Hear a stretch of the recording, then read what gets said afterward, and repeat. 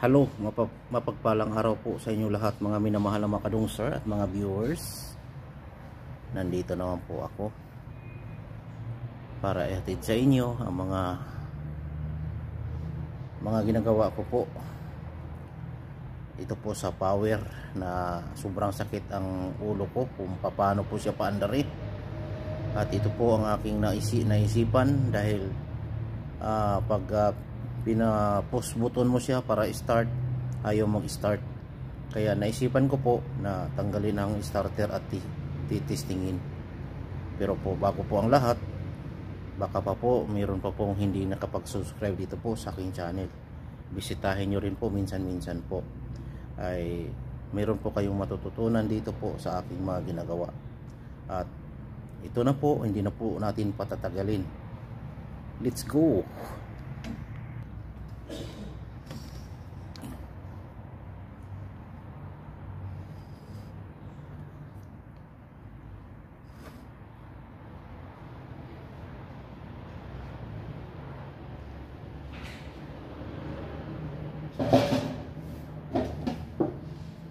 Ito po yung ginagawa ko.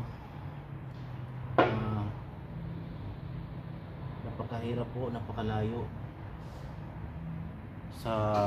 Ako po ay isang maliit na tao. At bukod sa maliit pa, maikli pa yung kamay, braso. Hindi maabot-abot yung dapat abutin.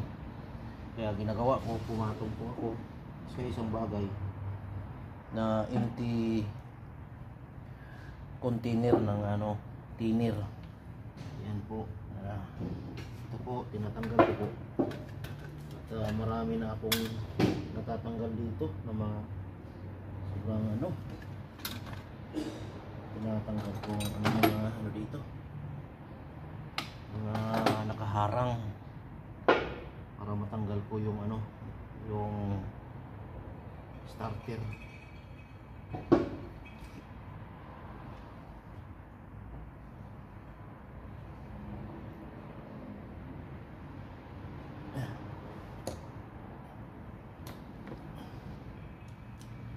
Ito ko yung ratchet na maliit para pandukot sa isang bagay na napakaliit na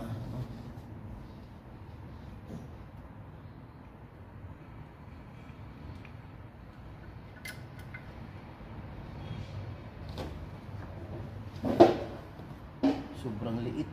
Tika. Sobrang dosi. Minsan 12, minsan 13.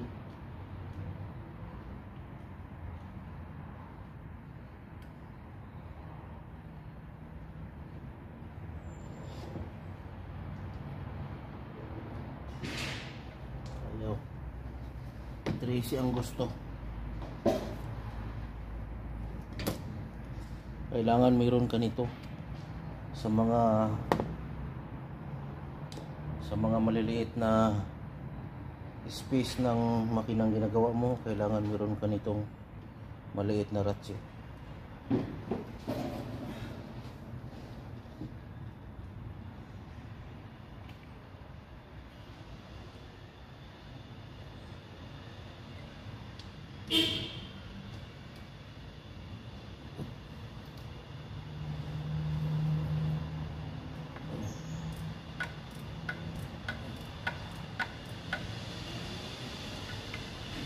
Tingin ko tinatanggal na itong isa na to kasi malambot.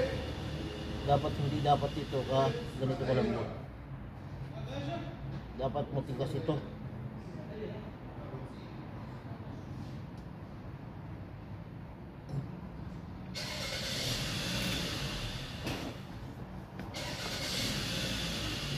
Ganito talaga yung mga sasakyan ng mga Great Wall.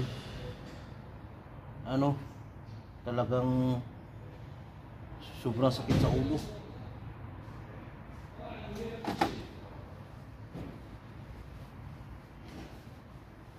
Ito kasi yung Great Wall na to, hindi ito pwede sa mga yung ginagamit mo sa putikan, tubig. Yan. Kasi ano siya, nagkakaroon siya ng problema. Kita mo naman yung ibang mga Hubble power, walang problema, umaanda sila. Pero pag umabot na po ng ng kulang-kulang 100 kilometer ang tinakbo niya, ay nagkakaroon na po ng vibration sa automatic, vibration sa atras. Yan ang problema. Pag inatras mo, nagkakaroon siya ng vibration. Pag umabot po ng kulang-kulang mga 800 86 kilometer, 86,000 kilometer. Yan. Kaya ito, dahil sa ang kumpanya nito ay nagtatrabaho sa putikan, sa bundok, at laging basa yung dinadaanan, kaya ganito ang problema nitong sasakyan na to.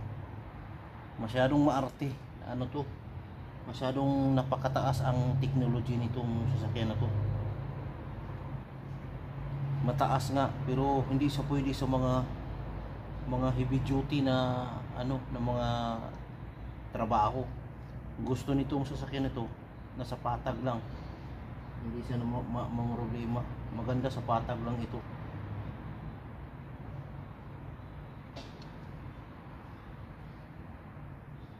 Tsaka dapat ang gumagamit itong sasakyan na to yung hindi balasubas na driver.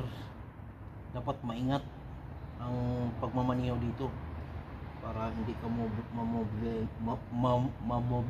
mamroblema sa mga gagawa, para tuloy-tuloy at hindi ka maistorbo sa mga gagawin mo. Ito nga po ay aking inaalis ang mga nakaharang, lalo na yung EGR. Nakaharang yung EGR na yan. Itong Hubble na to ay ayaw umandar, ayaw tumunog yung starter. Kahit yun, itong push button ito push button starting.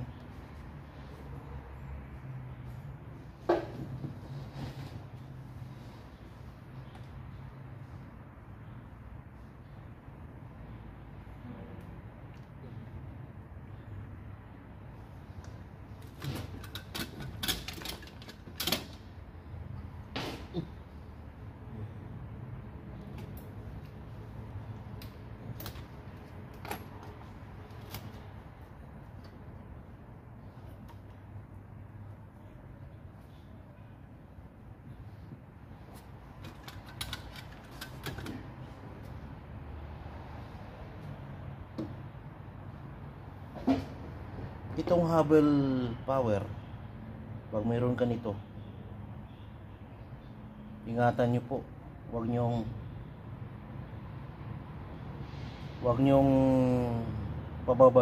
pababayaan sa putikan. Yung napupuno na yung putik sa ilalim, maraming putik yan sa ilalim. Nako, para nang engine support, transmission support sa dami ng mga putik na nakadikit sa ilalim, pati makina. Kung hindi ko lang to binugahan at nilinis ng tubig, hindi ganito ang tsura to. Puro putik yan. Tapos yung kumpanya nito at yung gumagamit walang pakialam.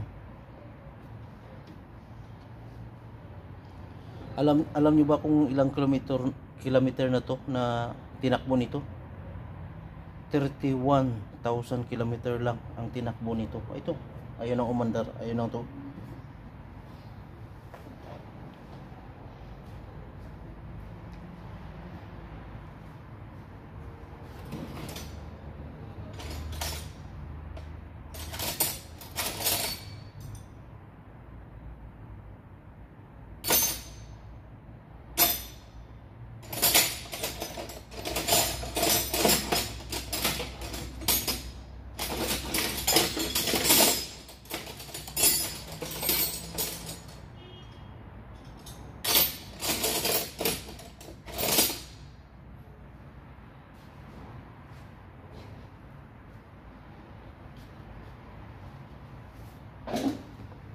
Alam nyo po yung ibang power, Abal Power, malinis po yung makina nila, walang kaputik-putik.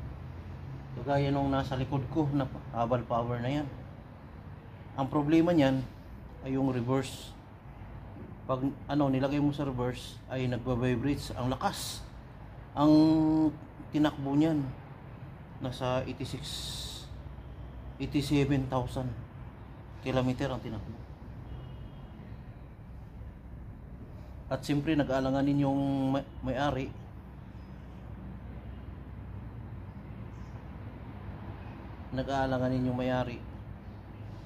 baka umabot na sa 100.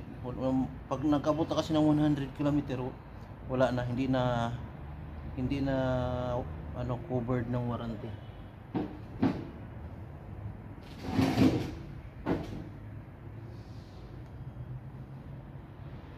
Kaya tuwang-tuwa yung may-ari ng Habal Power na nalaman niya na ako ay nagdesisyon na ang problema niyan transmission. Pero pinaalam pa po sa pinaka major, pinaka general na na expert na transmission talaga ang diferensya. Kaso alam niyo po mga ka-viewers at mga ka-subscriber, ay ganun din po ang mangyayari niyan pagpapalitan niyo po ng bago. Pagdating po ng mga 87,000 km, ay ganun din ang mangyayari. Lahat po ng power dito, hindi lang po alam ng ibang mga owner ng Habal Power na pag inatras po nila ay mayroong vibration na napakalakas. Nung bago pa siya, meron pong bagong power dito na dumating, nagpa-change oil. Chinik namin na pag inatras ay ang kilometer pa niya ay 28 kilometer. 28,000 kilometer ang tinakbo. Pero ang vibration mahina pa. Itong itim na sa likod ko, malakas na po ang vibration. Ang tinakbo ay 87,000 ang tinakbo.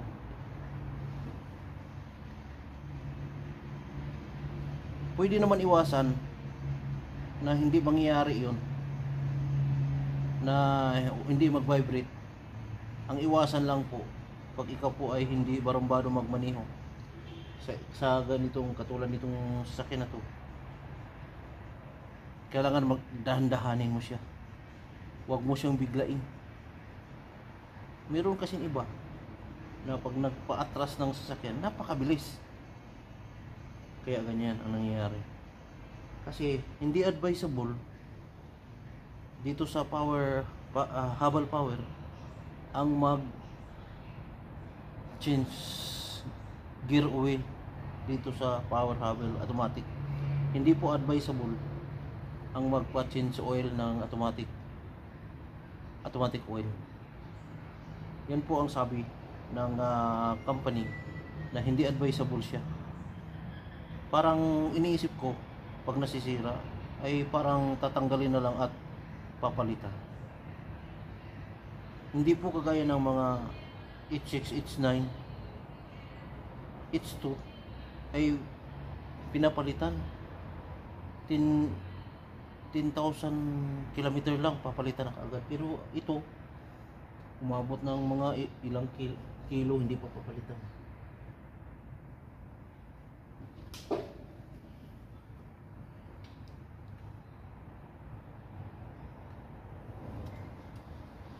Sobrang hirap po ng ano na to,